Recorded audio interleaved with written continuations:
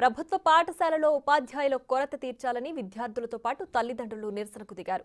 రోడ్డుపై వంట వార్పుతో రాస్తారోకో నిర్వహించారు.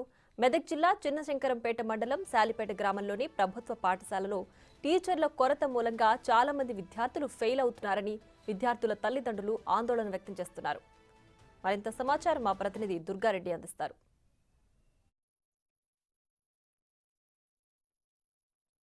మెదక్ జిల్లా శంకరంపేట మండలం షాలిపేట గ్రామంలో విద్యార్థులు ధర్నా చేపట్టారు. రోడ్డుపై వంట వార్పు చేశారు. ప్రభుత్వానికి నిరసన తెలిపారు. అయినా ప్రభుత్వం 2 సంవత్సరాల నుంచి 20 ఉపాధ్యాయులతో మాత్రము 5 నుండి 10 తరగతులు మెయింటైన్ చేస్తుంది. గత సంవత్సరం మాత్రం 10వ తరగతిలో 16 మంది విద్యార్థులు ఫెయిల్ అయ్యారు. నిజంగా వాళ్ళు ఎందుకు నిరసన తెలిపారు, ధర్నా ఎందుకు చేశారు? ఎంత చూస్తే షాలిపేట గ్రామానికి సంబంధించిన విద్యార్థులంతా కూడా ఉన్నారు. 350 నుంచి 400 వరకు విద్యార్థులు చదువుకుంటున్నారు ఈ పాఠశాలలో. కానీ ఉపాధ్యాయులు లేరు. ఇద్దరు ఉపాధ్యాయులు మాత్రం ఈ విద్యార్థులకు చదువు చెప్పాలంటే వాళ్ళకి ఎంత స్ట్రెస్ అవుతుంది. మరో ఉపాధ్యాయుడు కూడా ఇక్కడ ఉద్యోగం చేయలేనని కూడా బయటకు వెళ్ళే పరిస్థితి ఉంది. ఇప్పుడు అతను కూడా బదిలీ పెట్టుకున్నట్లుగా సమాచారం ఉంది. నిజంగా విద్యార్థులకు ఎంత ఇబ్బంది అవుతుందో తెలుసుకునే ప్రయత్నమే చేద్దాం. అసలు మీ పేరేంటి, అసలు మీరు ఏ తరగతి చదువుతున్నారు, అసలు ఎందుకు ధర్నా చేశారు? మాకు అసలు స్టాఫ్ లేదు. 2 సార్లు మ్యాథ్స్ తెలుసుకున్నారు, స్టాఫ్ లేదు. అసలు మాకు వాష్రూమ్ పోతందుకు వాష్రూమ్స్ లేవు, వంట చేసుకోనికి రూమ్ లేదు. అసలు మాకు ఎవ్వి లేవు. స్కూళ్ళకి వస్తారు, అంతా గోల చేస్తారు, మంచిగా లేదు. అసలు ఎంత ఉపాధ్యాయులు ఉన్నారు, ఏ సబ్జెక్ట్ చెప్తున్నారు, అసలు ఎంత ఇబ్బంది పడుతున్నారు మీరు?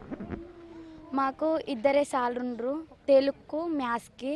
సార్ వాళ్ళు ఇంకా వేరే సబ్జెక్ట్ చెప్పమంటారు. ఒకటే సబ్జెక్టు పొద్దున్నకైనా కంటిన్యూ చేస్తామంటారు, కానీ ఒక సబ్జెక్ట్ వేరే చెప్పమంటారు.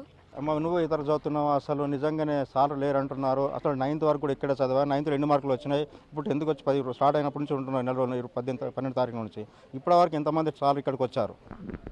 2 సార్. ఆ సార్లు ఏమేమి చెప్తారు, వాళ్ళ పేర్లు ఏంటి? మ్యాథ్స్, తెలుగు. మ్యాథ్స్ చెప్పే సార్ పేరేంటి, తెలుగు చెప్పే సార్ పేరేంటి? మ్యాథ్స్ చెప్పే సార్ పేరు భాస్కర్ రావు, తెలుగు టీచర్ హారిక. వాళ్ళు ఎప్పుడు వస్తారు, ఎన్ని గంటల వరకు ఇక్కడ ఉంటారు, ఎన్ని క్లాసులు వాళ్ళు తీసుకుంటున్నారా? ఒకటే క్లాస్ తీసుకుంటారు, టైంకి వచ్చి వెళ్ళిపోతారు. చూడొచ్చు, నిజంగానే చూడొచ్చు. అబ్బాయిస్ కూడా ఉన్నారు. అసలు నీ పేరేంటి, నీవు అసలు 10వ తరగతి, అసలు మీకు సార్ ఉన్నారా, చదువు ఎట్లా చదువుకుంటున్నావు, ఏంటి విషయాలు? నా పేరు బల్యాచిండు సార్, నేను 10th క్లాస్ చదువుతున్నాను. మాకు ఇక్కడ స్టాఫ్ అనేది లేదు సార్. ఎంతమంది ఉపాధ్యాయులు ఉన్నారు, ఎందరున్నారు? సబ్జెక్ట్ టీచర్స్ అయితే 2 ఉన్నారు సార్. 2లో ఒకళ్ళు తెలుగు చెప్తారు, ఇంకొకరు మ్యాథ్స్ చెప్తారు సార్. మిగతా సబ్జెక్టులు ఎవరు చెప్తున్నారు మరి? ఎవరు చెప్పట్లేదు. 2 సార్లు మళ్ళీ ట్రాన్స్ఫర్స్ అవుతారట, అదే ప్రాబ్లం సార్. మళ్ళీ అక్కడ ట్యాప్స్ కొడుకోలేవు సార్. ఒక్క బోర్ కడుకోవాలని కూడా వాటర్ ఎక్కువ రావట్లేదు. అసలు వీరంతా విద్యా కమిటీకి సంబంధించిన వాళ్ళు కాదు. ఇక్కడ గతంలో 2 సార్లు, అంటే గత 2 సంవత్సరాల నుంచి కూడా ఇక్కడ ఉన్న గ్రామస్తులు, విద్యార్థుల పేరెంట్స్ అంతా కూడా చిందాలు వేసుకొని విద్యా వాలంటీర్లు పెట్టుకొని వాళ్ళు మాత్రమే సాలరీ ఇచ్చారు. కానీ గత ప్రభుత్వం ఏం చెప్పింది, విద్యానికి పెద్దపీట వేశామని చెప్పింది. మనం షాలిపేట గ్రామంలో ఉన్నాం. గత మెదక్ పార్లమెంట్ నియోజకవర్గము. నిజంగా గ్రామస్తులు వాళ్ళని తెలుసుకునే ప్రయత్నం చేద్దాం. అసలు ఉపాధ్యాయుల కొరత ఎప్పటి నుండి ఉన్నది, విద్యార్థుల కోసం మీరు ఎన్నిసార్లు అధికారులను కలిశారు? మాకు హై స్కూల్ అయ్యి 7 సంవత్సరాలు అవుతుంది సార్. మాకు ఇక్కడ హై స్కూల్ ఏర్పాటు అయినప్పటి నుండి ఇదే ఒక 2 ఎస్ఏ వాళ్ళు వచ్చిన ఎస్ఏ పోస్టులలో ఒక మేడం మెటర్నరీ లీవ్ కింద వెళ్ళిపోయి ఆ పోస్ట్ ఎప్పటికీ ఖాళీగానే ఉంది. ఇప్పుడు ఆ పోస్ట్ ఫిల్అప్ అయింది. ఒక మ్యాథ్స్ పోస్ట్ మాత్రం ఫుల్ఫిల్గా నడుస్తుండే. మిగతా పోస్టులు మాత్రం హెచ్జిటి టీచర్లతో నడిపించేవాళ్ళం. ఒక్కొక్కసారి 2-3 సబ్జెక్టులు లీవ్ చేసుకుంటూ ఇప్పటి వరకు నడిపించుకుంటూ వచ్చినాం. ఈ సమస్యను మేము పై అధికారులకు చాలాసార్లు చెప్పుకుంటూ వచ్చినాం.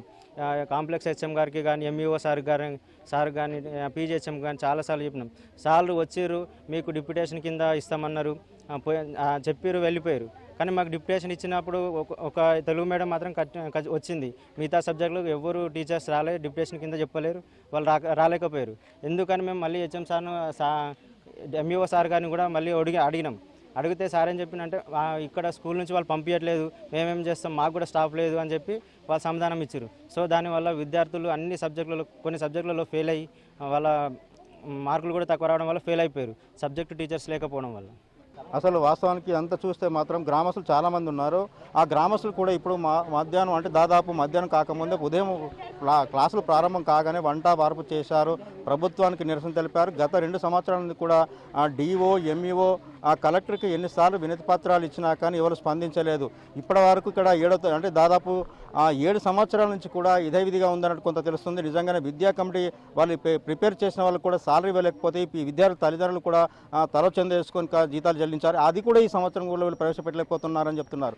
నిజంగానే చూస్తే రాష్ట్ర ప్రభుత్వమే కావచ్చు, ఎప్పుడైనా సరే విద్యార్థులకు కావచ్చు, ప్రభుత్వ పాఠశాలలో చేరండి, ప్రభుత్వ పాఠశాలలో విద్యను అభ్యసించాలని చెప్తున్నారు. వీళ్ళంతా కూడా మరికొద్ది రోజులు అయితే కూడా ఈ ప్రభుత్వ పాఠశాల మాకొద్దని చెప్పి మరో గ్రామానికో లేకుంటే ప్రైవేట్ పాఠశాలకు పోయే అవకాశం ఉంది. కానీ ఇప్పటికైనా విద్యా కమిటీ కావచ్చు, లేకుంటే రాష్ట్రం డిఓ ఎంఈఓలంతా కూడా ఒకసారి పరిశీలించి ఎక్కడైతే ఎక్కువ విద్యార్థులు తక్కువ ఉన్నారో అక్కడికి మిర్చి చేయాలి, లేదంటే ఆ పాఠశాల నుంచి ఈ పాఠశాల తీసుకొచ్చి ఉపాధ్యాయులు అంతా ఇక్కడ పెట్టాల్సిన అవసరం ఉంది.